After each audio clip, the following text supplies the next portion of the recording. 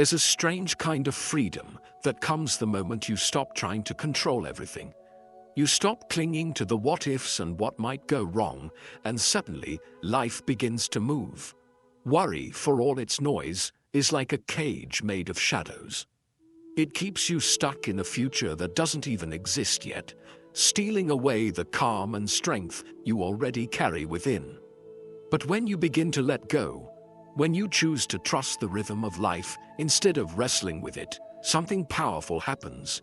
The current shifts. Life, in its quiet wisdom, starts aligning with you, not because you forced it, but because you finally made space for it to flow.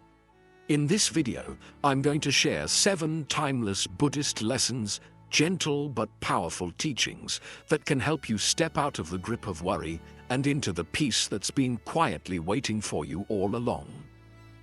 Lesson 1. Fear is a seed. Plant it, and it grows. In Buddhist thought, the energy you carry within becomes the world you see outside. Fear isn't just an emotion, it's a lens, and the more you look through it, the more distorted your reality becomes. The irony is this: when you fear something deeply, you begin to live as though it's already true. You unconsciously breathe life into it. Imagine this: you're afraid of losing your job. That fear seeps into your actions. You hesitate, second-guess, shrink. That anxiety, it clouds your judgment. You may even start to withdraw, and without meaning to, you drift toward the very outcome you feared. The same is true in relationships. Fear of abandonment can make us cling or doubt, and that very tension can push others away. It's not fate working against you, it's fear working within you. Buddhism teaches that the mind is like soil. It doesn't judge what you plant. Whether you sow seeds of fear or seeds of calm, the mind will help them grow. But you are the gardener. You choose what takes root. This doesn't mean pretending everything is perfect. It means shifting your attention away from fear and toward presence. When fear rises, pause, breathe. Ask yourself, is this thought helping me build peace or feeding panic? You are not powerless. You are the creator of your inner landscape, and when your inner world changes, your outer world begins to reflect it. Let go of fear and watch how life begins to soften, open, and flow in ways you never expected. Lesson 2. True strength is found in surrender. In today's world, we're often told that strength means control. Control your time. Control your success. Control the outcome. Push harder. Plan more. Hold on tighter. But Buddhist wisdom offers something radically different and far more freeing. It tells us that real strength isn't about gripping tighter. It's about letting go. Not giving up, but giving over the illusion that we can shape every moment, every person, every outcome with our will alone. Surrender in the Buddhist sense is not weakness, it's a sacred release. It's the art of doing what you can and then stepping back with trust, allowing karma and life's natural flow to unfold. Picture holding water in your palm. The tighter you squeeze, the faster it slips away. But if your hand is open, the water stays.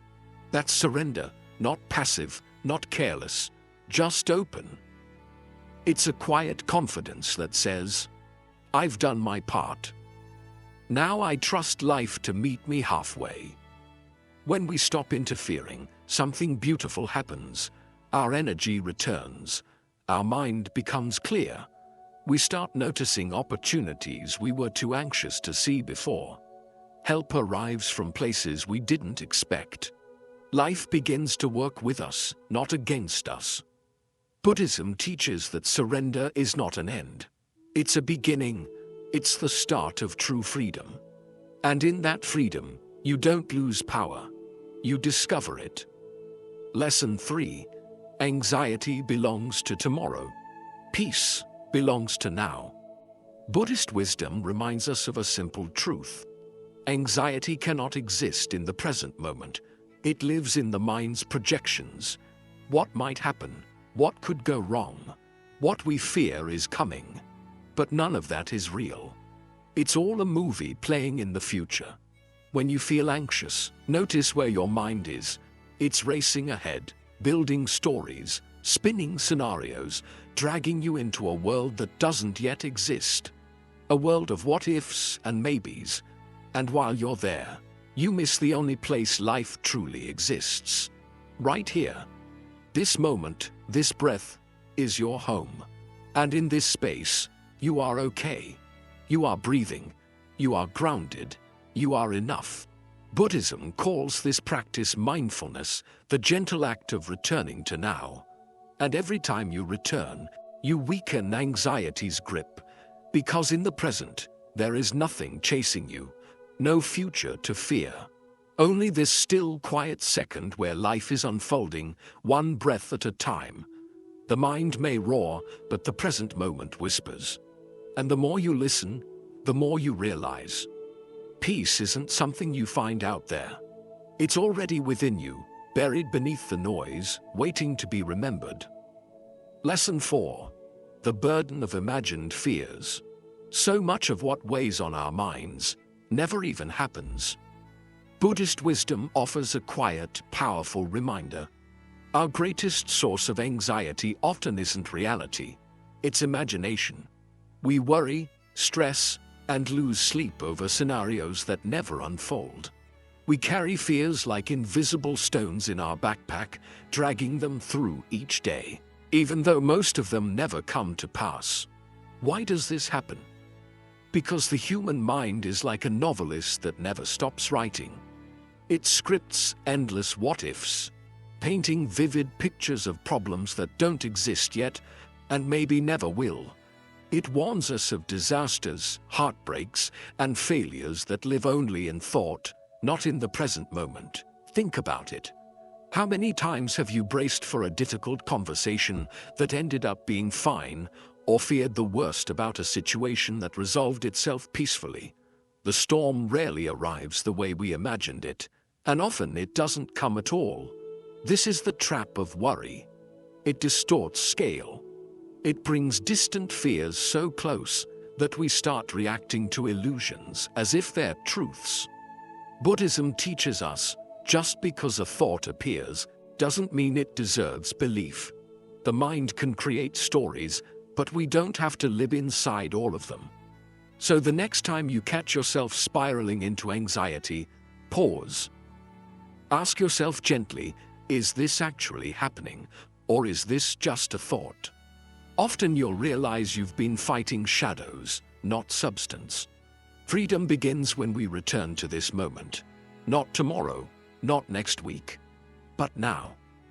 Let the imagined fears dissolve. What's real is often far gentler than what we fear, and when you stop living in the mind's predictions, life starts to feel lighter, clearer, and much more peaceful. Lesson 5. Control blocks. Faith is a truth that's hard to swallow, yet deeply freeing. You can't hold the steering wheel and still believe the road will carry you. Buddhism reminds us that control and faith are like two travelers heading in opposite directions. The more tightly you grip control, the further you drift from trust, and the more deeply you trust, the more you must let go. Trying to micromanage every part of your life is like saying to the universe, "I don't believe you'll take care of me." It's a subtle but powerful form of fear. The fear that without your constant supervision, everything will fall apart. But has that control ever truly brought peace? Often, the more we try to dominate outcomes, the more tangled we become in anxiety, tension, and fatigue. Control might give the illusion of safety, but it's often driven by a quiet panic underneath. Faith, on the other hand, isn't passive, it's powerful. It whispers, "I've done what I can. Now I trust the unfolding." It allows you to take action without being enslaved by the result. It welcomes mystery. It believes in timing you can't control, and outcomes you may not fully understand. Yet, Buddhist teachings call this the release of attachment. You act with intention, but you surrender the obsession with how things must turn out. Like placing a seed into the soil, you water it, nurture it, but you don't yank at it to speed its growth. Real growth takes trust in unseen roots. Ask yourself, are you holding on so tightly that you've forgotten how to breathe? Are you trying so hard to force a future that you've stopped believing in life's quiet intelligence? Letting go isn't giving up. It's showing up fully and then allowing life to meet you in its own way. That's where faith begins. And with it, peace. Lesson 6. Letting go is how you begin to grow. Worry has a quiet way of shrinking your world. It starts subtly, a few cautious thoughts, a bit of over-planning, a fear of what might go wrong. You tell yourself you're just being careful, but over time, that carefulness becomes a cage. You begin to shrink without noticing. You shrink your goals because they feel too uncertain. You shrink your voice because you fear judgment. You shrink your heart because it's safer not to risk being hurt. Worry doesn't protect, it restricts. It's like walk. You shift your focus to what's truly yours, your thoughts, your choices, your kindness, and release what was never meant to be held so tightly. Picture this. You're in a river. The more you try to cup the water in your hands, the faster it slips through your fingers. But when you relax, when you float, the river carries you. That's the essence of surrender. The more you release the grip of fear, the more room you make inside yourself for courage, for creativity, for joy. Letting go is expansive. It's bold. It invites you back into the present, where life is actually happening. Not in the what-ifs, but in the right now. Ask yourself, how much energy do you spend each day worrying about things you can't control? And what if you poured that same energy into creating, into connecting, into trusting? When you stop trying to force life into your blueprint and begin to dance with its rhythm, something beautiful happens. You feel supported by something greater, the natural wisdom of existence itself. Letting go isn't weakness, it's bravery. It's the strength to stop shrinking and the courage to start living with an open heart. Take a breath, feel the weight lift. And remember, you don't need to hold it all. Freedom begins the moment you choose to let go. Lesson 7. Life begins to flow when you step aside. One of the most powerful, yet often overlooked truths in Buddhist teaching is this. Life functions best when we stop trying to control every inch of it. The more we meddle, the more resistance we create. The more we grip, the more chaos we invite. But when we learn to step back, not out of neglect, but from a place of trust, something extraordinary begins to happen. Life starts moving on its own, with a rhythm far wiser than our plans. Yet this idea can be deeply unsettling. We've been taught from a young age that control equals safety, that without constant effort, correction, and micromanagement, everything will collapse. So we interfere. We overanalyze conversations, anticipate problems that haven't arisen, chase outcomes that haven't matured, and inject ourselves into every detail, believing that if we don't, we'll fall behind or fail entirely. But that relentless interference creates more friction than flow. It drains our energy, muddles our clarity, and leaves us burnt out from trying to manage what was never ours to manage in the first place. Buddhism offers a different way, a gentler path. It teaches that by releasing the need to interfere, we make space for life to unfold with its own intelligence. Just as a stream naturally finds its course through the landscape, your life can navigate its way forward if you stop damming it with fear and control. Think of all the times you've tried to force something into being, a relationship, a job, a decision, only to watch it fall apart or backfire. Then think of those moments when you surrendered, took a breath, and let things be. and how surprisingly well they turned out. Your worry, your control, your constant mental grasping, they're like rocks you throw into the stream. They disturb the current. But when you remove the obstacles, the water flows smoothly again. Life does the same. Interfering doesn't make life safer, it makes it harder. It turns possibility into pressure. And in trying to control everything, you often close the door to better outcomes that could have arrived, if only you had let them. So, how do you apply this? Start with observation. Notice when you're clinging too tightly, when you're obsessively checking your phone for a reply, rethinking a decision for the 10th time, or pushing someone or something to move faster than it's ready to. Ask yourself, what would happen if I loosened my grip? What if I did what's necessary and then let the rest go? Non-interference doesn't mean apathy. It means discerning what is truly yours to act upon and surrendering the rest. You plant the seed. You tend to it. But you do not yank on it in hopes it will grow faster. Growth, whether in nature or in your life, follows its own timing. It cannot be forced without consequence. Imagine this. You hold a fragile butterfly in your hands.